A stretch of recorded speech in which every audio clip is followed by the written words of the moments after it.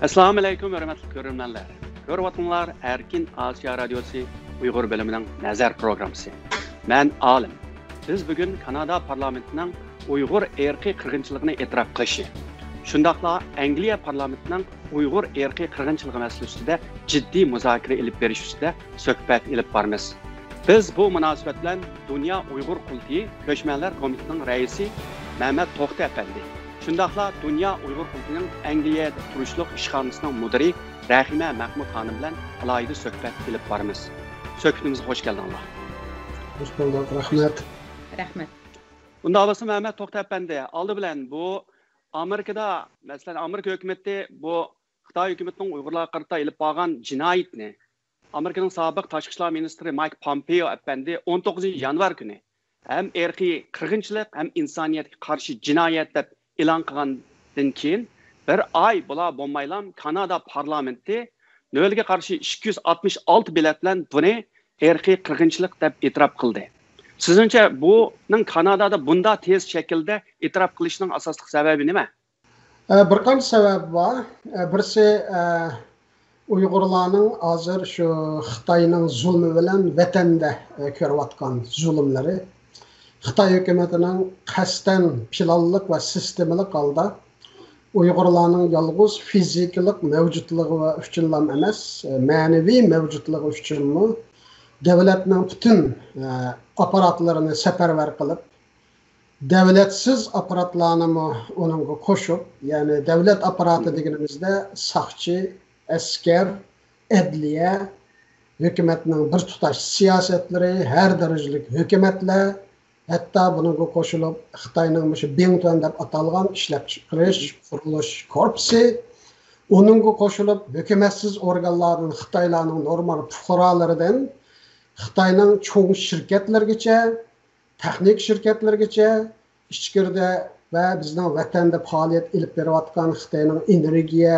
ishlab chiqarish, anadan keyin o'sha elektronlik mahsulotlarni yasash zavodlari, ya'ni butun davlat apparatlari va davlatsiz qurilishlarning safarbarligida o'sha Uyg'urlarning mavjudligiga top-yakun hujum, inson tabiatidan halqagan qabih qilmishlar bilan, buning ichida ota-onalarni bolalardan arish, top holda tajovuz, tan jazosi, uzun muddatlik turma, anadan keyin Uyg'urlarning milliy kimligiga vakillik qiladigan til, yiziq, madaniyat, asara etika, binokorlik, hatto mazorliqlargacha.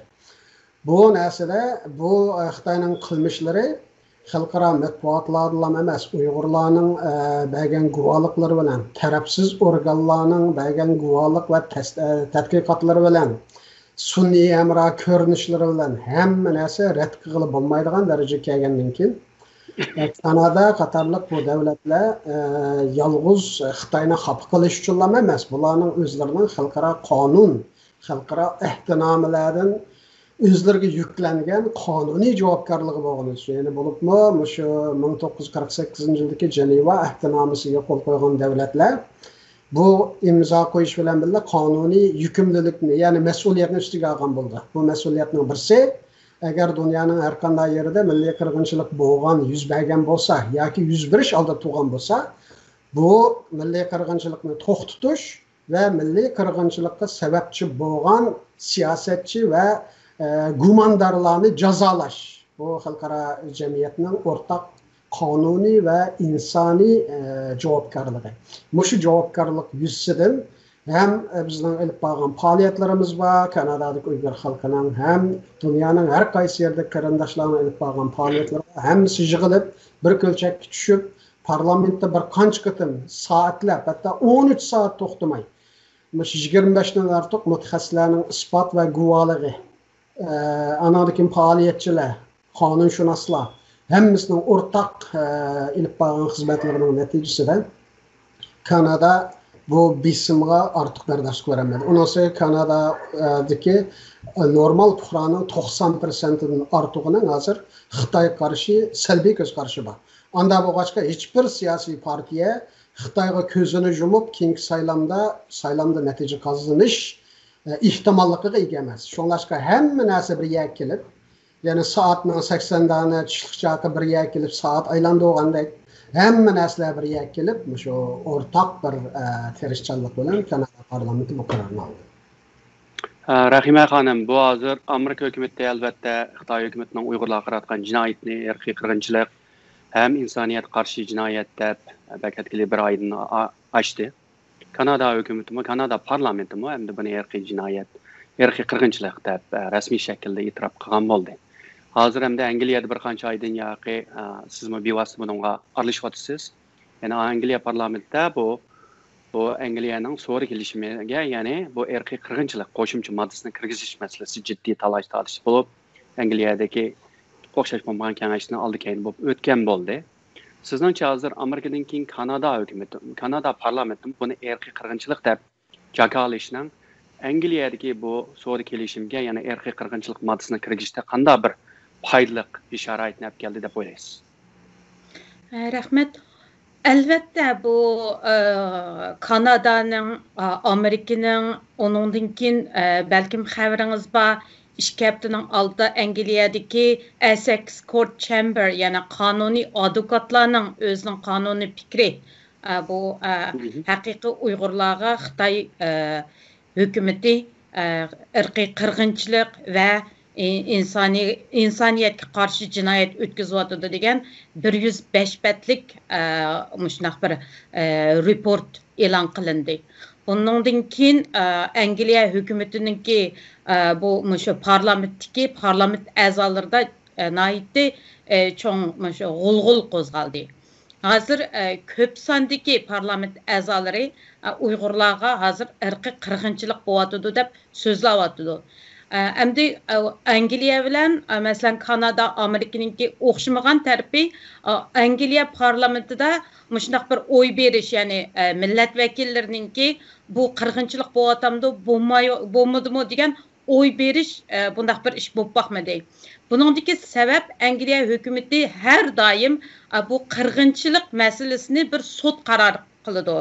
Sudning qarorini e'tirof qilamiz degan bo'lg'achqa biz Uyg'urlarning hozir xalqaro sudida buni bir tekshirish imkonchiligi yo'q, BDTning undaq imkonchiligi yo'q bo'lganligi uchun Angliyaning sudida buni bir tekshirib chiqsin degan shu talab bilan bu inglizcha shu Genocide Amendment to the Trade Bill deb shuni o'tirg'i ep chiqqan. Hozir bu 2-chi qatimliqdan hozir 3-chi aylanmaga keldi. Yana yuqori avam palatasidan yuqori ovoz bilan o'tdi. Endi shu tuvan avam palatasi House of Commons'ga yaqinda yana qaytadan ovoz berish navbati keldi. Bu yerda hozir bu hukumat buningga intayin qarshi chiqayotganlik sababdan hozirgi kuchiga ega partiya, Conservative Partiyaninki millat vakillarini hukumat buningga qarshi ovoz berishga undigan bo'lganligi uchun bular whipping deydi-ku. Whipping degan qamchilash degan shu ularni shu cho'qim sen buningga ovoz bermasliging kerak, hukumat buningga qarshi deganligi uchun oldingi qitimda 33 Conservative MP hukumatga qarshi ovoz bilan shu Genocide Amendment'ga ovoz qo'shgan. 11 son bilan o'tamay qolgan, 11 son kam qilib. Endi bu qitimqi amendment oldingi qitimga biroq farqi biroz farqliq. Chunki hukumat sudga Angliyaning sudining buni qaror qilishiga qat'iy norozi bo'lganligi uchun bu qitim Lord Elton bu kishi House of Lords, ya'ni yuqori avam palatasida nurg'un burun sudchi bo'lgan, ya'ni former judges, burun sudchi bo'lgan sudchilardan 5 sudchini bir team qilib, bir guruh qilib, buni judicial team, ya'ni qonuniy bir guruh demdik. Qonuniy qaror chiqaradigan, parlament o'zininki qabul qiladigan shunday bir guruh qurib, shular tarafidan buni bundan keyingi davlatlarda har qanday bir davlatda mushundaq irqiy qirg'inchilik bo'layotidi yo insoniyatga qarshi jinoyat bo'layotidi degan shuni qonuniy jihatdan qaror berishga shular mas'ul bo'lsin degan shuni olib chiqdi 3-chi qatimliqda. Endi hozir biz ko'p kishilarningki farzi bu cho'qim o'tidi degan faraz. Endi buningda nurg'un yahudi, masalan, ikki yahudi ayol Holocaust cho'ng qirg'inchilikda hayot qolgan ikki ayolmi masalan mush yaqinda Boris Johnsonga alohida xat yozib biz Boris Johnson bilan ko'rishimiz bu nima mush bu daqiqamqi qonuniy kirgizish mush qonuniy bu daqiqamliq mush amendmentni cho'qim qabul qilish kerak degan naytı cho'ng Angliya ichida xalq orasida siyosatlar arasında, parlamentlar arasında naytı çoğun bir hareketler bo'layotidi.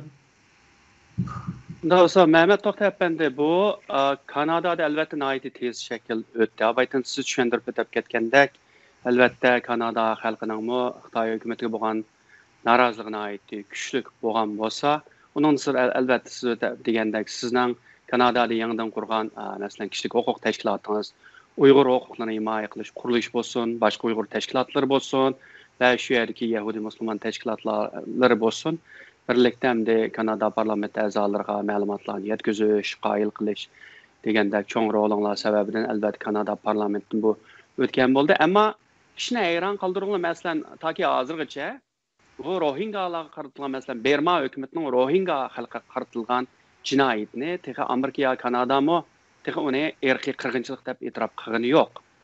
Ammo bu Uyg'urlarningini endi hisobda shunda tez shaklda bir e'tirof qildi. Ham Kanadada parlamentda nolga qarshi 266 bilet tashlandi. Bir Kanada parlament a'zosi hamda hukumatning vakillarini hisob qilmaganda bilet tashlamagan. Bir odamni bunga qarshi turmadi. Endi bunda bir natijani keltirmak degan oson gap emas. Siz bunga hayron qoldingizmi bu bilet tashlagandan keyin bunda bir natijaning chiqqanidan? Yolg'iz men emas, liberal partiya shularga hayron qoldi. Chunki bir qancha bu qaror chiqqandan keyin o'sha Kanadadagi dangliq analizchilar, obzorchilarning obzorlarini angladim men talash-talish. Bular dedi Kanada tarixida bo'lib boqmagan deb shunda analiz qilishdi. Ya'ni bir qaror chiqqan bo'lsa parlamentdan bu qarorga hech bir odamdan qarshi turmaydigan shunday ahvol Kanadaning parlament tarixida bo'lib boqmagan ekan. Endi darvaqa dunyoda nurg'un guvohliklar bo'lyapti, nurg'un materiallar, nurg'un isbotlar, nurg'un tadqiqotlar, andan keyin qarindoshlarimizning faoliyati bo'lyapti, lekin buning hammasi mush tarqoq holdagi uchurni bir kanalga kirgizib, bu bir kanaldan sistemlik, planlik holda oldi bilan nima qilamiz, undan keyin nima qilamiz degandek mush qadam bosqichlik holda bu ishni elib berish pek muhim. Nurg'un qarindoshlar buni tushunmaydi. Mushundaq biz ko'chalarga chiqib, vaqirdoq namoyish qildik, mushundaq murojaatnoma sundiq, shuni bilan bo'ldi. Uni bilan bo'ladigan ishlar emas bu-chi.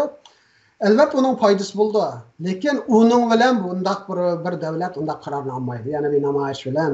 Chunki bu milliy qirg'inchilik qarori yolg'iz Xitoyni xalq qilish nuqtasidan emas, Kanadadagi yoki Angliyadagi bu davlatlarni bu mas'uliyat ostiga qo'yib qo'ydi.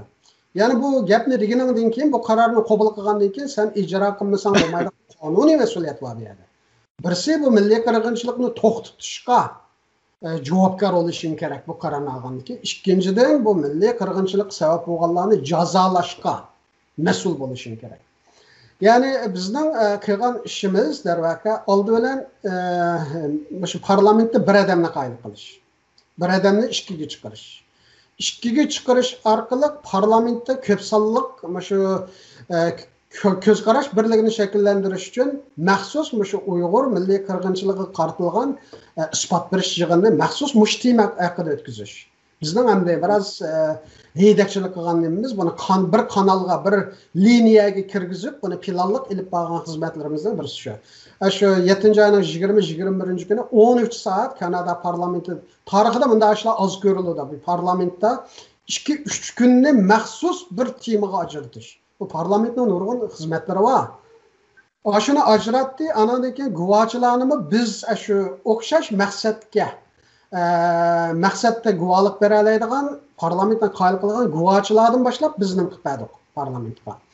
Onda bo'lgandan keyin dastlabda Kanada parlamentida o'xshamagan 4 siyosiy partiyadan o'sha kishilik huquq komiteti millat vakillari bor. Endi u komitetda biror millat vakili qarshi ovoz bersa qaror chiqmaydi. Qaror cho'qim o'pchi qaror bilan chiqish kerak komitetlarda. Bu ishlarni bunday tutagandan keyin shu 7 ayning 21 kuni isbot berish yig'ini tugab, toki 10 ayning 21 kuni Kanada parlamentining kishilik huquq komiteti buni milliy qirg'inchilik deb jakolig'ichi bo'lgan 3 oyda butun komitetning a'zolarini birma-bir yo'qlab, bularga bu qarorning nima deb muhimligi, yolg'iz Uyg'urlar nuqtasidan emas, Kanadaning milliy manfaatlari nuqtasidan nima deb muhimligi. Agar Kanada buningga o'ri turamasa, Xitoyning bo'zaq qilishiga davomli uchraydiganligini. Kanadaning hozirgacha bir sababining shu Xitoy qarshi turolmaslikda, Xitoy qarshi bizning qo'limizda yetarli siyosiy iqtisodiy ko'ziri yo'q. Ming gap qilsak, Xitoy bizni baribir ko'z qilmaydi deb mushu bahonani ilgari surayotganligi. Agar bu milliy qirg'inchilik qarori chiqsa, Kanadaning Xitoyga ching turadigan, umurtqisini tuzlaydigan, Kanadaning o'zining izzat obro'yini qo'g'daydigan bir ko'zirning paydo bo'lganligini. Ya'ni buni Kanadaning milliy manfaatiga chiqib turib, mush yo'li bilan qoyil qilib 10 ayning 21 kuni komitetdan bu qaror chiqdi. Endi komitetdan chiqqandan keyin buni parlamentning o'pchi qaroriga aylantirmasak, bu komitetning qarori bo'lib qoladi. Bürokratik jarayonlar yo'qolib ketadi buchu. Shuning bilan endi buni qanday qilish kerak deganda, burundan boshlab kelgan shu Kanadadagi Uyg'ur parlament do'stlik guruhi. Buni kuchlantirib 5 siyosiy partiyadan hammadan millat vakillarini qo'shib, uni oldirab e'lon qilmasligimizning sababi shu. Chunki ikki siyosiy partiyaning millat vakillari bilan bu do'stlik guruhini e'lon qilib qo'ysak, qolgan 3 siyosiy partiya va bularning parlamentda belgili kuchi va har bir ovoz bizga kerak.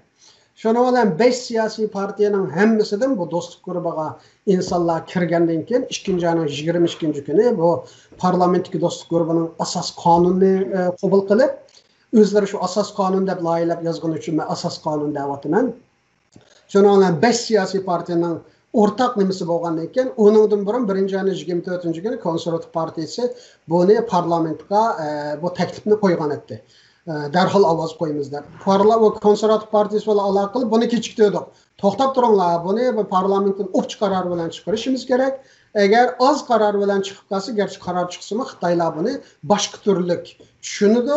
Agar bu qaror chiqadigan bo'lsa, o'pchi qarori bilan chiqsin, Xitoyni cho'chigida qaror olsin deb, Konservativ partiyaning bu taklifini ishga kechiktirib, Uyg'ur do'stlik guruhini qurib, bularning ideyasini o'tkazib, shu bizning parlamentdagi do'stlik guruhiga a'zo bo'lgan 5 siyosiy partiyaning millat vakillari o'zlarining siyosiy partiyaning boshqa millat vakillariga kuch berib, eng oxiri 2-ayning 22 kuni bu ovoz qo'yildi. Demak, Kanada parlamentida butun millat vakillari bu uchurlarga ega bo'ldi va ro'yi va hamma jihatdan tayyor bo'ldi. Endi bu qarorning chiqishining bir qancha turli ahamiyati bor. Birisi, Xitoy hukumatı Amerika Tashqi ishlar ministrligi bu vatandagi zulmni milliy qirg'inchilik va insoniyat qarshi jinoyat deb e'lon qilgandan keyin shu o'zlarining ittifoqdosh yoki o'zlariga beqinli davlatlarga tashviqot qilib, Amerika bizni ko'rolmay, bizning taraqqiyot qilayotganligimizni va Amerikadan o'tib ketganligimizga chidamay, bizning yo'limizni to'sash uchun shu Uyg'urlarni bahona qilib, shuna qilyotdi deb bu tashviqot yomon kuchli. Endi Kanada parlamenti olgan bu qaror Xitoyning Amerika qarshi elib borgan, shu Amerikaning olgan qarorining e'tiborsizlashtirilishi yoki uning ahamiyatini ko'rsatib, shu tashviqotiga Kanada parlamentining olgan qarori kuchli rol o'ynadi. Yana bir jihatdan Amerika tashqi ishlar ministri hukumat organi bo'lg'achqa, bular qaror olganda siyosiy nuqtani bakroq o'ylashidan-da. Hamda parlamentlarning siyosiy kun tartibi bor. Lekin ayta Xitoy bilan to'xtamnoma, ma'ni muzokara qilinadigan unda konkretniy kun tartibi yo'q. Kanada parlamenti bu qarorni olganda qonuniy asoslar qarab turib oladi. Şoňlaşqa bu parlamentning algan qarary qonuniy jihatdan Xitoyning bundan keyin özlerining ittifoqdosh davlatlarga buna asosi yo'q, u bu degan ilgari surayotgan neyranglarini yo'q chiqarish uchun bu bak muhim ahamiyatga ega. Endi yana birisi Kanada parlamentida o'rtaq qarorning chiqishi bu qarorni bir partiyaning masalasi bo'lib qolishdan qutuldirib, butun Kanadaning o'pchi masalasi Kanada parlamentining o'rtaq irodasi olib chiqqan bo'lg'achqa bundan keyin hukumatga paydo qiladigan besimmi kuchli bo'ladi. Hukumatmi zodi tunagan bergan bayonotida Justin Trudeau bu qarorga hurmat qilganligini va bu qarorning ro'yi bo'yicha xalqarodagi ittifoqdoshlar bilan ishlab shu qaror bizga yuklagan mas'uliyatni ado qilishga tirishimiz degandek milliy qirg'inchilik deb atab turib bu haqida bayonot berdi. Amerikaning sobiq tashqi ishlar ministri Mike Pompeo 19 yanvar kuni yana o'zining vazifasini topshirishdan bir kun burun Xitoy hukumatining Uyg'urlarga qarata ilib borgan jinoyatlarni abay degandek irqiy qirg'inchilik ham insoniyatga qarshi jinoyat deb e'lon qilgandan keyin Xitoy hukumati faqat buni Trump hukumati Pompeoning xuddi shaxsiy ishidek bir davlatning ishi emas, ularga atib qo'yib, asli bunday ish yo'q deb Amerikadan kirgan yangi hukumati Biden hukumatining uningki aldirab chiqarilgan bir qaror ekanligi, uning hech qanday dalil isbotining yo'q ekanligi, buni qayt ko'rib chiqish kerakligi da'vat qilgan bo'lsa bir tarafdan, yana bir tarafdan nurg'un atalmish mutaxassislar va yoki Xitoy tarafda turgan g'arblik mutaxassislarning hammasimi asosan Pompeoni ayblagan bo'lib, bu qarorning aldiraqsonlik bilan eng oxirgi bir kuni chiqarganligini jakalagan bo'ldi. Shunda bo'lsa-mu Amerikaning yangi hukumati Biden hukumati buni irqiy qirg'inchilik ham insoniyat qarshi jinoyat deb e'tirof qildi. Yangidan chiqqan tashqi ishlar ministri Blinken bir qitim emas, ko'p qitim ta'kidlagan bo'ldi buni. Hatto tuniganki, masalan, Amerika tashqi ishlar ministrligining bayonotchisi buni Amerika hukumatining o'xshashlar irqiy qirg'inchilik va insoniyat qarshi jinoyat ekanligini qayt ta'kidlab o'tgan bo'ldi. Albatta Kanada buning chiqishi sizning degandek, bu Amerikaning Xitoyni ko'ramasligi, yo'qolib ketishi, kuchinib ketishi emas, balki bu Xitoyning haqiqatan shunday jinoyatlarni o'tkazayotganligining bir isbotlaganligini yana bir muayyanlashtirgan bo'ldi. Hamda Angliyani desak, hozir Rahima Mahmud xonim. Bu Angliya hukumati albatta Uyg'urlarning beshiga kelgan bu qora kundan obdan biladi. Masalan, Angliyaning bosh ministri Boris Johnson bu Birlashgan Davlatlar Tashkiloti kishilik huquq kengashida Xitoyni qattiq aybladi Uyg'ur masalasi üstüne mana 1-2 kundan oldida. Uningdan sirт Angliya tashqi ishlar ministri Dominic Raab bu Uyg'urlarga qarata ilayotgan bu jinoyatni hatto Birlashgan Davlatlar Tashkiloti emas, Birlashgan Davlatlar Tashkiloti bexatarlik kengashiga ilib buni muzokara qilamiz degan yerga keldi.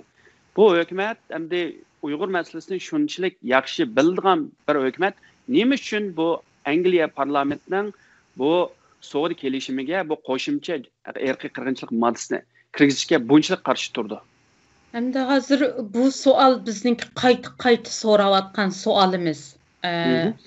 Endi Angliyaninki Yevropadan chiqib ketgandan keyin bu Angliyaning iqtisodiy jihatimi bu shu koronavirus shu jarayondami iqtisod nimasi nayti bir aciz bir ahvol bir nuqtaga tushib qolganligi uchun bularning ansiraydigani bundaq bir qonunni savdo bilan irqiy qirg'inchilikqa shundoq chetib qilsak keyingi erkin savdo qilish nimasiga to'sqinlik bo'lib qoldi degan shundoq bir andishasi bor. Uningdan keyin o'sha Boris Johnsonning yenidagi yaqin ministrlarning orasida yenilam Xitoyparast ministrlar xeyli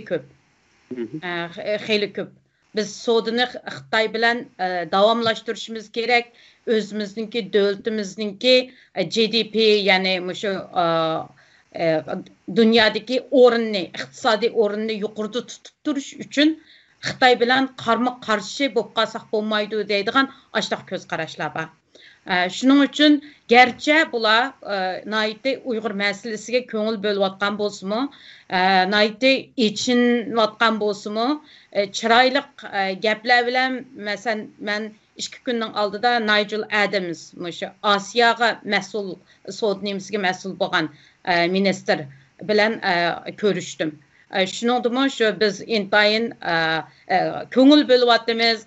Buning eng yaxshisi Birlashgan Davlatlar orqali boshqa davlatlar bilan birlashib Xitoyga besim qilib, undan keyin bir taraf qısak texmi önümlük buldu. Bu soğudu nemisininki ötüşü bilen bıraklam Uygurlarının meselesi hal bulup ketişi natayin degендek özününki fikirlerini koydu. Ben dedim hem de biz elbette her kandak bir yerde bir cinayet bulsa o cinayetini karar verdiğin bir sot buludu. Bunu Angliya hazırlap beliş gerek. Bizge dep men özümnün gepimni qildim, ama hazır endi şu 2 yılның içinde parlamentimi özünüz köygəndek bütün parlament əzaları hech qandaq bir parlament əzası yo'q bu Uyg'urlar bo'layotgan bundaq zulm emas diyemeydigan ahvolga keldi. Buningki sababimi o'xshash Mehmet To'xt efendim deganga o'xshash Kanadada qandaq bo'lgan bo'lsa, Amerikadami shu taraqqiyotlar, Angliyadagi taraqqiyotlarmi shu masalan do'stlik guruhining qurilishi 2018-yili, uningdan keyin koronavirusdan keyin Xitoy tadqiqot guruhining qurilishi, maxsus Xitoyning siyosatini tadqiq qildigan tadqiqot guruhining qurilishi, IPAC'ning qurilishi, bu şu bütün parlamentariyanlarning birligi Xitoyga qarshi faoliyat qildigan. Bular hammasi nihoyatda cho'ng rol o'ynadi. Shuning uchun bu parlamentning ichidami haqiqatan bir bütün davlatni, hukumatningki qarorini özünün qaroridan voz kechishga undaydiganlarmi shu ko'p sondagi parlamentariyanlar bo'lishi lozim bo'lganligi uchun bizmi shu bo'yicha London ishxonimi shu bo'yicha ish beryapmiz. Faoliyatlarimiz shu maslahatchilarningki parlamentning ichidagi bizga beryotgan maslahatchilarningki yo'l yo'riq bilan bo'lyapti. Ama Angliyaninki hukumatiningki afsus shu savdoga kelgan vaqtda hozir yana bir voz kechadigan tarafda emasligini his qilyapmiz. Yani hozir siz degandek shu iqtisodiy sababidan birisi Yevropa birligidan chiqqan, ikkinchisi koronavirusning sababidan iqtisodiy sal nacharlashib, hozir Xitoy bilan savdoni biroq to'xtatsak, iqtisodimizga, ya'ni milliy daromadimizga, Angliyaning dunyodagi o'rniga ziyon bo'ladi degan narsalarni o'ylash orqali bu narsani o'tkazmaslikka shuning tirishayotdi demak, shundaqmi? To'g'ri, shundoq. Unda bo'lsa Mehmet efendi bu to'g'ri hozir Amerikadami shunday deb jakolandi, endi Kanada parlamentimi buni irqiy qirg'inchilik deb jakolagan bo'ldi. Uningdan sirt yana olimpikni boykot qilish to'g'risida bilet tashlagan bo'ldi. Hozir sizning chamda bu jinoyat e'lon qilindi. Xitoy manda Uyg'urlarga qarshi irqiy qirg'inchilik qilyapti degan jinoyatni Kanada parlamenti e'lon qildi.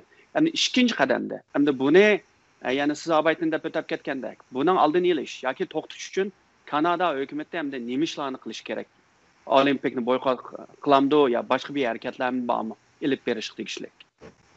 Endi cho'ng makro jihatdan bayatı men degandek shu milliy qirg'inchilik ahdnomasi qo'ygan davlatlarning o'rtaq ustiga olgan mas'uliyati bor.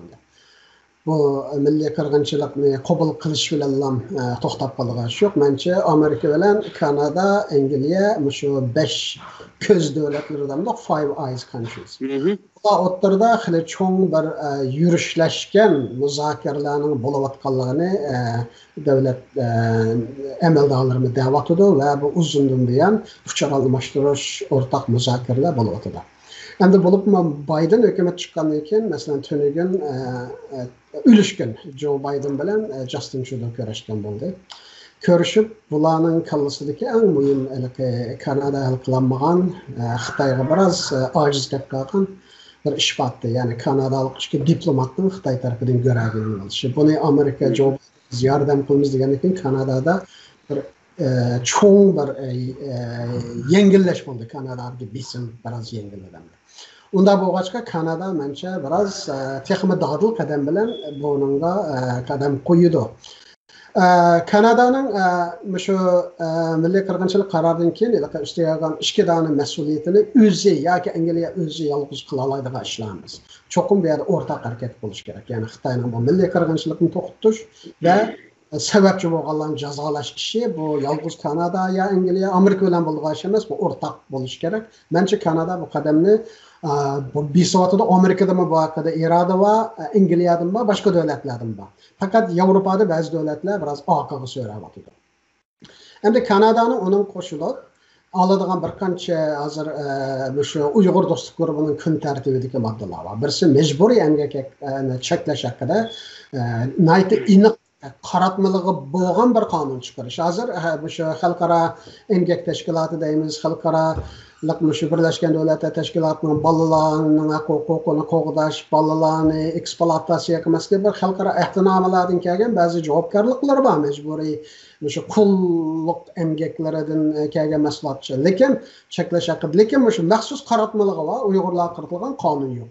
Şunlaşqa shu haqida shu Uyg'ur do'stlik guruhiga tabi millat vakillari maxsus shu haqida qonun nimasiga ishlayapti. Bu bo'ladi. Bu cho'ng qadam. Chunki Kanada majburiy emgakka munosabatli holda bir uqtirish e'lon qildi shirkatlarga. Anadan keyin eksport import kontrol mexanizmisi deb organ qurdi. Davlatlarning narsalari ba'zi kam mexanizmning butun choqlarini to'liqlab bo'lib, anadan keyin tadbirlarni texmi kuchlantirdi. Hozir bu allaqachon boshlandi. Endi yana birisi Kanada qila oladigan ish endi shu Xitoylarning shu Uyg'ur turmadagi mahbuslarning organlarini sotganligimi bu Angliyada cho'ng kun tartib Kanada. Bu haqida Xitoydan keladigan har qanday organ yetkazishni cheklash. Anadaki organ yetkazmoqchi bo'lgan kishi, organ bermoqchi bo'lgan kishining yolg'iz roziligi, Xitoylar yasab chiqqan rozilik emas. Bu organ berguchi, iyona qilguchi qaysi millatga tava, nerede yashagan, mushulardan boshlab to'liq uchurni talab qilish. O'sha haqida qonuniy muzokaralar davom qilyapti. Yana birisi Kanadaning hamda qila oladigan yana bir ishi hozir u talashlatishda parlamentning e'lon qilgan qarori kishilik huquq komitetida o'tirib qo'ygan takliflari bor.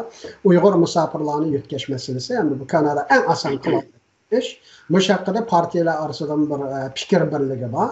Endi mushular hammasi ba'zilari parlamentning qarori bilan bo'ldi, ba'zilari hukumatning plani kirgizish orqali bo'ldi. Bu ishlar mengyapti. Hamda qachon hozir Kanadaning besayotgan qadamlarini birdan-bir kechiktirayotgan narsa hozir bo'layotgan virusi.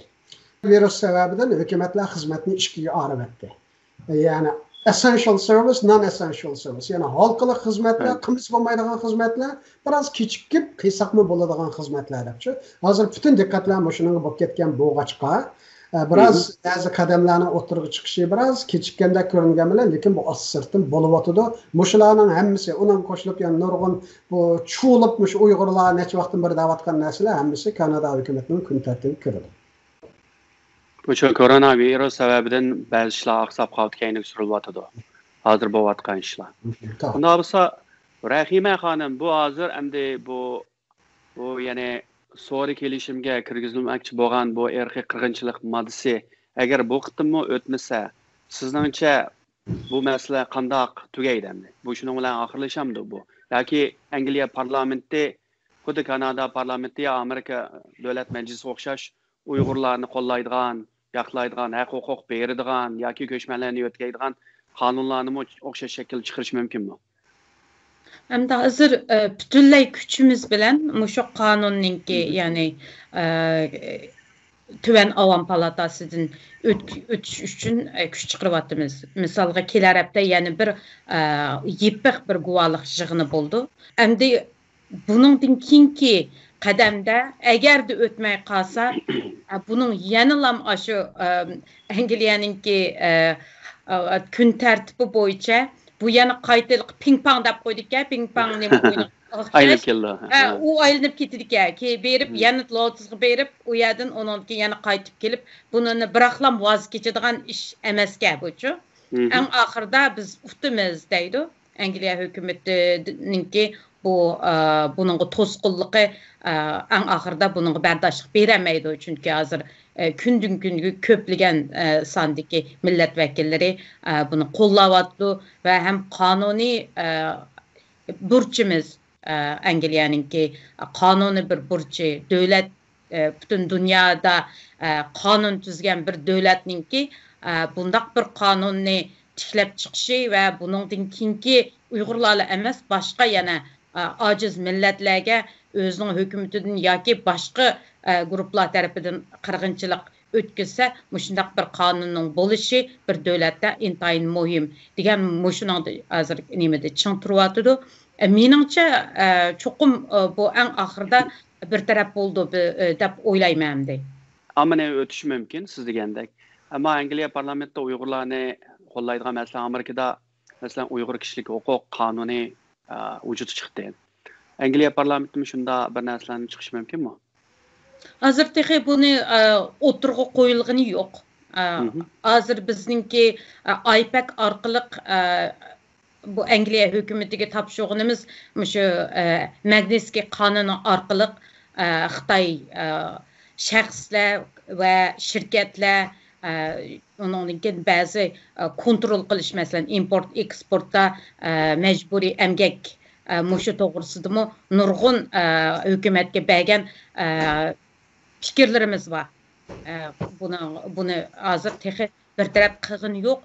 Buning texi kun tartibga kelishigimi biroz vaqt bor deydi. Hozir Mehmet To'xta apandim deganga o'xshash mushu koronavirus tufaylidan nurg'un ishlar oqiga surilyotdi. Hozir faqatlam eng jiddiy bo'layotgan ishlarning oqida shu ish to'g'riliqni oldirab bir kuchayapmiz.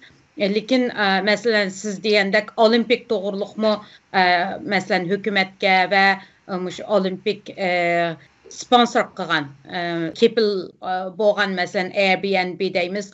Mushularg'imi Uyg'ur qirg'inchiligini to'xtatish degan harakati orqali xat yozib va matbuotlarda bularni nima xabarlarni chiqib shu xabar orqali ommaga Uyg'ur hozirgi bu qirg'inchilikni anglatish degandek shu hammasi parallel mengyapti hozir.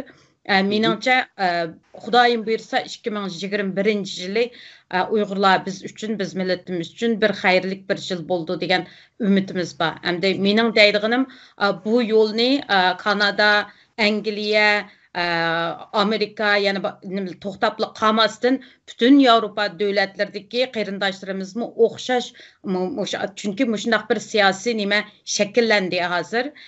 Bugun men anglasam Gollandiya parlamentidami bir qaror chiqdi. Buni irqiy qirg'inchilik deb qabul qildik degan. Shuning uchun qildigan ishlar ko'p, ammo umidlik bo'lishimiz kerak. Biz oxirgi savol Mehmet To'xta apandi hozir Rahima xonim degandek hozir albatta Amerikadan keyin Kanada, Kanadadan keyin Angliya, ammo undan sirt bu uch davlatdan keyin yana hozir Gollandiya ham Belgiya parlamentini bu o'xshash masala o'tirib qo'yildi dastlabki qadamda. Balkim keyin bularning parlamentini bilan tashlash mumkin. Hozirgi yo'nalishga qaraganda bu balkim o'tib ketishi mumkin. Sizningcha bu g'arb ellarining bir-birlab bu Xitoy hukumatining Uyg'urlarga qaratgan jinoyatni irqiy qirg'inchilik, shuning bilan bir vaqtda ham insoniyat qarshi jinoyat deb e'tirof qilishi butun.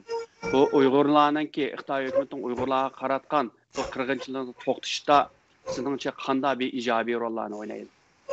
Endi albatta buning ko'p foydasi bo'ldi, lekin bu milliy qirg'inchilik, irqiy qirg'inchilik qarorini ilibla davlatlar to'xtab qolmaslik kerak, o'rtaq harakat qilish kerak. Birisi bu qonuniy mas'uliyati, bu o'rtaq harakat qilish, ya'ni bu milliy qirg'inchilikni to'xtatish va qirg'inchilik sabab bo'lganlarni jazolash, bu ahdnoma qo'l qo'ygan davlatlarning qonuniy mas'uliyati. Eng muhimi hozir hamda nurg'un ba'zi qarindoshlarimiz deydi bu g'arb davlatlari olgan qarorga Xitoy pisand qilmaydi deb.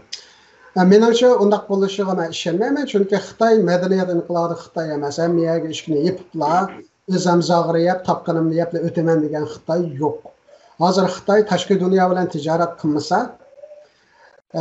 xam modda olmasa, ishlagan mahsulotlarini tashqi dunyoga sotmasa, Xitoyning iqtisodiy keyniga chekinadi.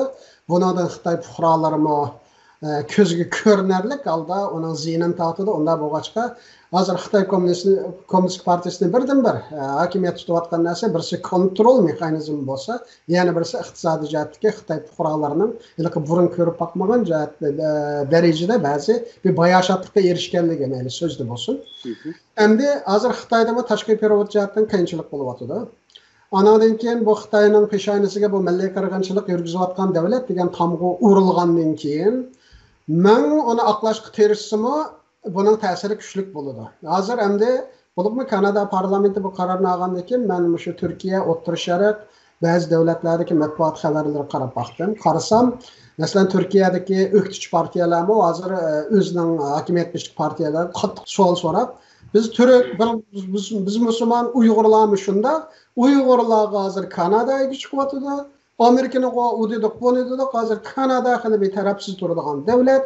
Yevropaga chiqyapti. Turkiya biz nada deganda, buning ta'siri hamda yolg'iz Turkiyada emas, shu xalqaro islom tashkilotida bo'lgan bu tashkilotga ta'sir qildi bu parlamentning qarorlari. Chunki ular buni mundaqlar necha vaqtdan beri Xitoyning quruq tashviqoti ishlangan bo'lsa, to'xtabdi, bu ishni biroz jiddiy o'ltadi. Bu biroz o'ylashmasak bo'lmaydi degan nuqta keldi. Anadagi O'rta Osiyo davlatlari. Bugun Pokistonlik bir bola shu Uyg'ur milliy qirg'inchiligi haqida shu programma ishlab, shu Twitterda trend bo'ldi, ya'ni yuqori nimaga erishdi-da, diqqatga erishdi. Demakki, bu yolg'iz ommaviy xarakterlik harakatlar, atugin siyosiy xarakterlik harakatga aylandi. Xitoyning iqtisodimi hozir bo'lgan sira keyiniga chekiniga boshlagan uchun bir yo'l bir belvog deb boshqa davlatlarga va'da qilgan mablag' selishlari keyiniga chekinyapti. O davlatlardan olaman deb kutgan manfaatlari kamayapti. Bu davlatlarmi burunga o'xshash Xitoyga nima desa ma'qul deb, "Anasang tatib olaman, qazamni qaytarib olmasang, manasangni avolaman, bo'lmasa mat ziminingni ber" degandek bu gaplarga quloq solmaydigan bo'ldi. Ya'ni bu Xitoy buning ta'siriga uchraydi. Unda bo'lg'achqa hozir necha vaqtdan beri taqib etgan YouTube'larda hozir Uyg'urlarning musiqalari qaynayapti. Uyg'ur programmalarini ichivyapti Xitoylar. Chet elning besim bilan bo'layotdi. Garchi bu aldash uchun bo'layotsa-mu bo'layotdi, ammo aytugin buning ta'siri texim ig'ir bo'ldi. Xitoy bu besimni his qildi va siyosatini o'zgartirishga majbur bo'ldi menimcha. Rahmat. Mehmet To'xtab Efendi va Rahima xonim bugungi bu suhbatga qatnashib berganinglar. Ko'p rahmat. Mana shunday bir sapoliq bir programmani o'rinlashtirib Uyg'urlarning shu vaziyatga nisbatan o'zimizning bo'layotgan ishlarga nisbatan bir yuqori saviyada chunqur analiz bilan millatimizning ko'zini ochadigan shunday programmaga ehtiyoj bor. Haqiqatan siz bu programmani o'rinlashtirib yaxshi qilibsiz. Inshaalloh davom qilar. Ko'p xursand bo'ldim. Ko'p rahmat sizga. Hörmətli görürmənlər, bugünkü proqramımız bir şeyə daxilləşdi. Gələ aqtim görüşüşə, xoşbaxt olun.